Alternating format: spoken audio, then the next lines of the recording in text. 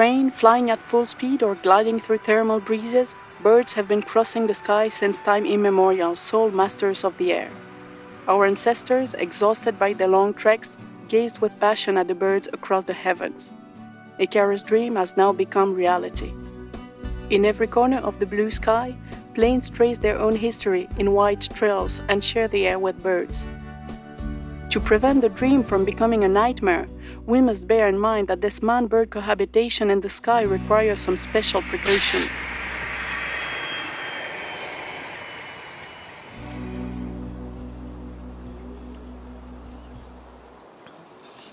This activity is taken care of by the Wildlife Hazard Management Unit of Geneva Airport.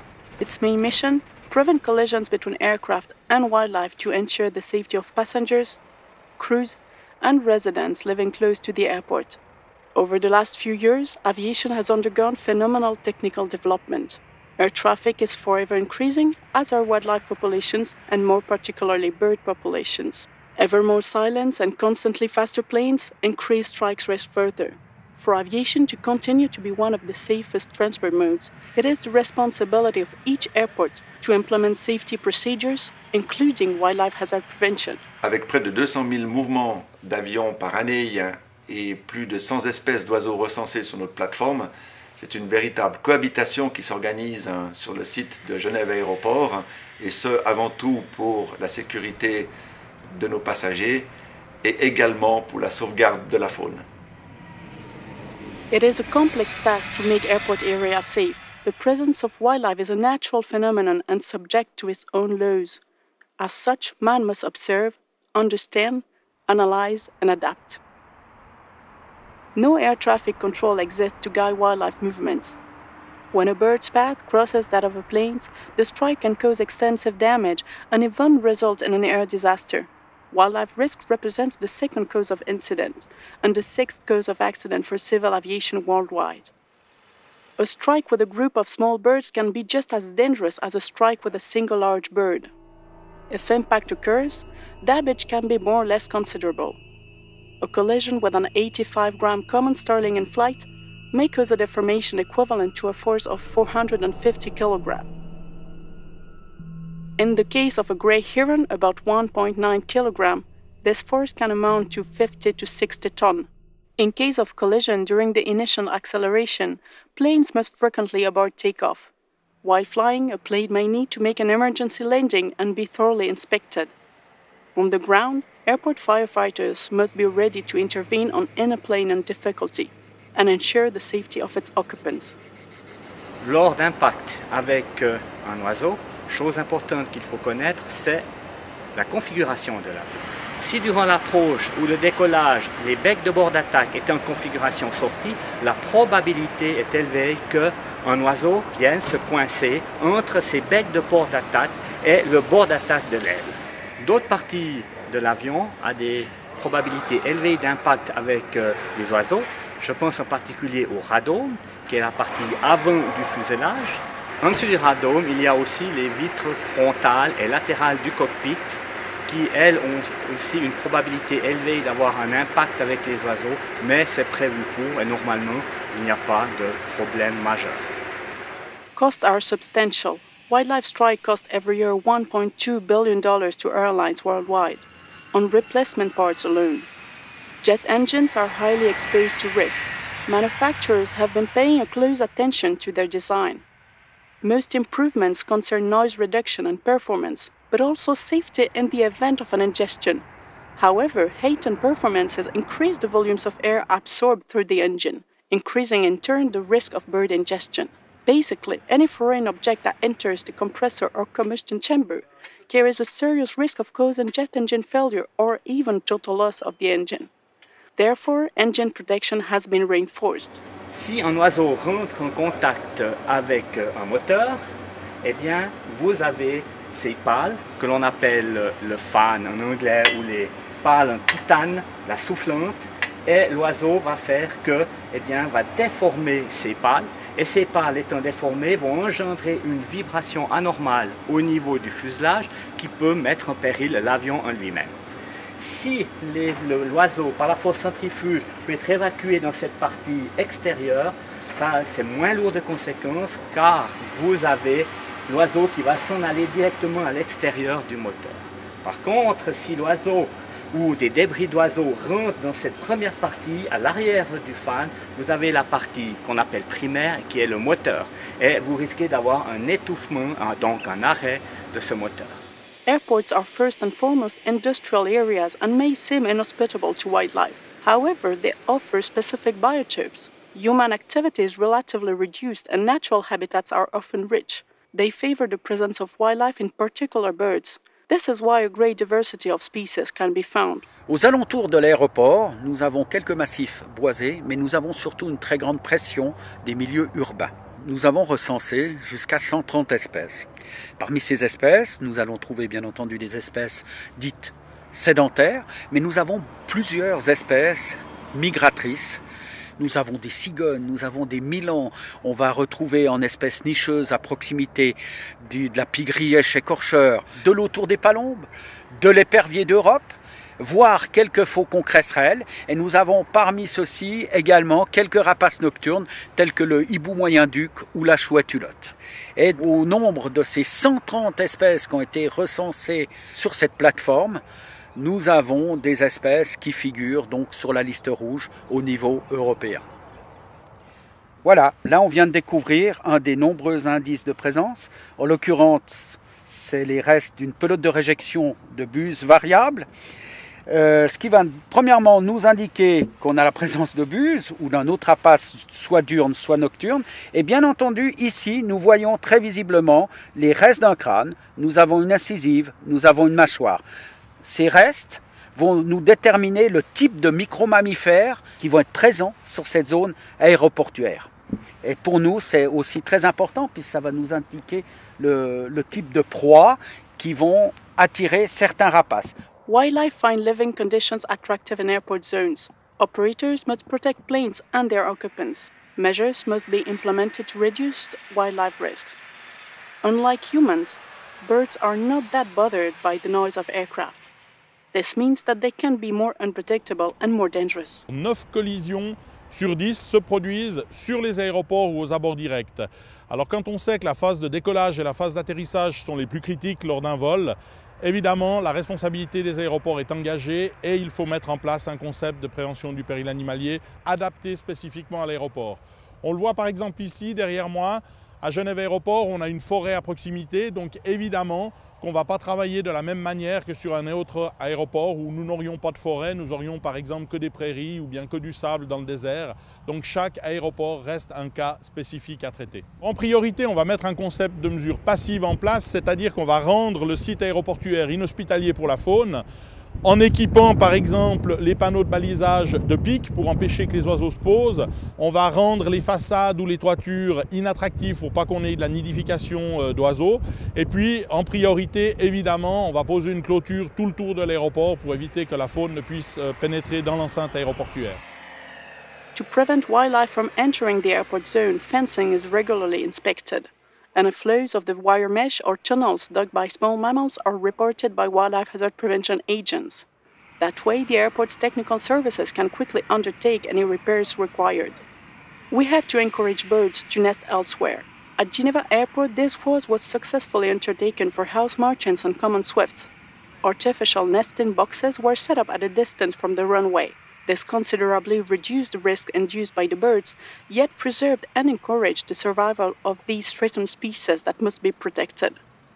The existence of grassland in an airport area offers wildlife a rich environment with abundant sources of food. For buzzards, falcons, kites, and other birds of prey, for example, it is a highly interesting hunting ground. To limit their presence, it is useful to keep grass as tall as possible. Tall grass, however, can be used by mammals for shelter. Grass cutting itself attracts wildlife. It can be carried out during the day as well as during the night in the areas most sensitive or closest to the runway. The aim is to limit the duration of the work to prevent wildlife from concentrating on certain sectors, which would increase the risk. The height of the grass can, however, cause other issues related to safety. The foam carpet sprayed by the firefighters when a plane overruns the runway loses its efficiency. Fire risks are increased as well. Another issue with tall grass, ground radar image interferences. This is why grass cutting is carried out more frequently along runway edges. Passive prevention measures alone are not enough to limit the presence of wildlife. The residual risk is dealt with through active prevention measures. As such, the Wildlife Hazard Management Unit patrols from dawn to dusk. Qualified staff have taken part in a specialist training in environmental and airport fields. The agent professionalism, dynamism, and motivation are guarantee of their efficiency. At Geneva Airport, the team includes technicians, but also environmental engineers and biologists. On utilise les moyens pyrotechniques, c'est-à-dire les explosifs. On a ici un revolver 9 mm dans lequel on insère 6 cartouches à blanc. On appelle ça des amorces. Au bout de ce revolver, on a un lance-fusée qui peut recueillir 3 types de fusées, des fusées détonantes, sifflantes et crépitantes.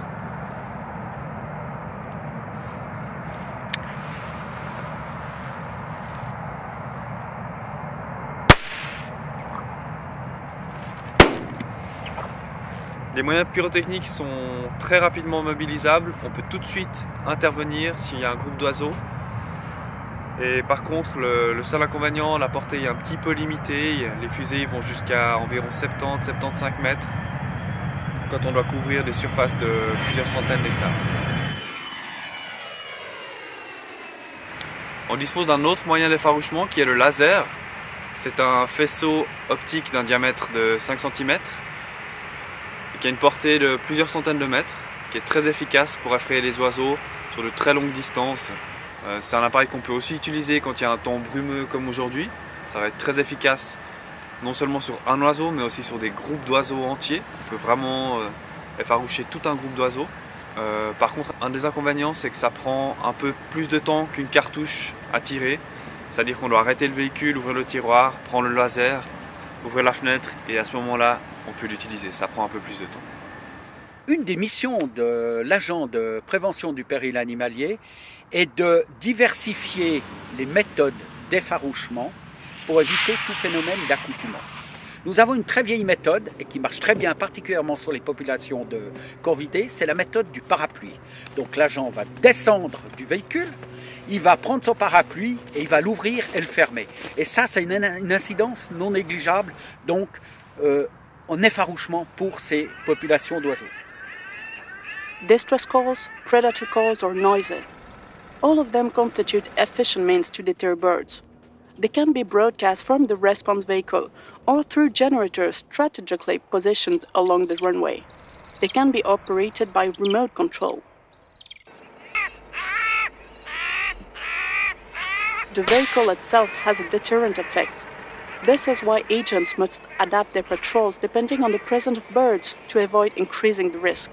Donc en principe, sur un aéroport, les véhicules des opérations, que ce soit les pompiers, les véhicules de piste, le péril animalier, devraient avoir une couleur jaune selon les normes OACI. Nous avons choisi d'avoir un véhicule blanc avec un gyrophare rouge. Tout ceci pour que les animaux puissent vraiment distinguer en fait le véhicule du péril animalier. Ce qui se passe, c'est que le véhicule est celui qui va intervenir et qui va être dérangeant pour la faune. Et au bout d'un certain temps, les animaux vont s'y habituer et le véhicule aura un effet auto-effarouchant à lui tout seul. Donc pour éviter que tous les véhicules jaunes ne fassent se disperser des animaux sur l'aéroport, nous avons choisi d'avoir un véhicule blanc avec un gyrophare rouge. All the equipment required for the various operations, in particular for capturing animals that enter airport perimeter, animals that escape from cargo hold, the Wildlife Hazard Management Unit deals with both wildlife and domestic animal issues. Alors voici un peu tout le matériel qu'on a dans le véhicule d'intervention. Donc on va commencer avec les captures de chiens. On a des gants renforcés, un petit joujou pour l'attraper, un collier, une laisse et un lasso. L'équipement pour les guêpes, abeilles, frelons, une combinaison, le chapeau et le spray. Ici le matériel pour les serpents, une tige en métal. On prend la tête du serpent, on On amène le serpent ici. Le serpent va chercher la sécurité au fond du sac. Et nous, on n'a plus qu'à faire ça. Et le serpent est dans le sac. La tour de Héron, bonjour. Héron Tour, bonjour. Héron au seuil 05 pour un contrôle de piste. Héron autorisé en piste. Héron pénètre en piste 05 pour la 23. Dans le cadre de notre mission d'agent de prévention du péril animalier, nous participons au contrôle de piste avec le service de piste dans le but d'y ramasser d'éventuels déchets, que ce soit une pièce métallique, un déchet emporté par le vent ou une dépouille d'oiseau. De plus, le fait de circuler avec notre véhicule sur la piste provoque un effarouchement et les oiseaux quittent ainsi la zone sensible. The efficiency of the deterring means depends on how they are used. If usage is too regular or unsuited to the species, certain individuals will become habituated. What species are found at the airport and what risks they present? Wildlife and its behavior must be observed and registered on a daily basis. Adapted measures can be implemented when the wildlife risk level is assessed. Such a method has been developed through the analysis methodology for the indicative level of wildlife risk for an airport, Manura Airport Methodology. It provides a mean for assessing the level risk of each species on a daily basis by correlating the unit's observation with statistical data from strikes recorded for the airport. L'analyse du risque animalier initial de l'aéroport donne une cartographie à un moment donné, mais par contre, il est très important d'analyser le risque en continu toute la journée. Donc l'agent péril animalier sur le terrain doit voir les espèces en présence, doit savoir le nombre en présence sur l'aéroport et doit pouvoir mettre en place les moyens appropriés pour effaroucher la faune qui pourrait présenter un risque pour l'aviation. Alors c'est clair que la mission principale des agents de prévention du péril animalier, c'est de protéger la piste par rapport au mouvement d'avion, mais il y a toute une série d'activités connexes. C'est également les interventions dans les aérogares, par exemple, de traiter toute la problématique des passagers qui arriveraient au contrôle de sûreté avec une perruche sur l'épaule, avec une tortue dans un sac. Et également ces dernières années, une grosse problématique avec la grippe aviaire. Donc quand dans certains avions on trouve soit des animaux vivants, soit des dérivés de ces animaux, nous intervenons également à Genève Aéroport en collaboration avec d'autres services.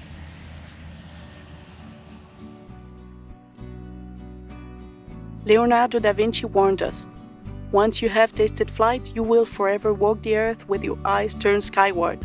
For there you have been, and there you will always long to return. Following the wind, dancing with the clouds, playing with the stars, riding on Pegasus. This is what aviation has to offer.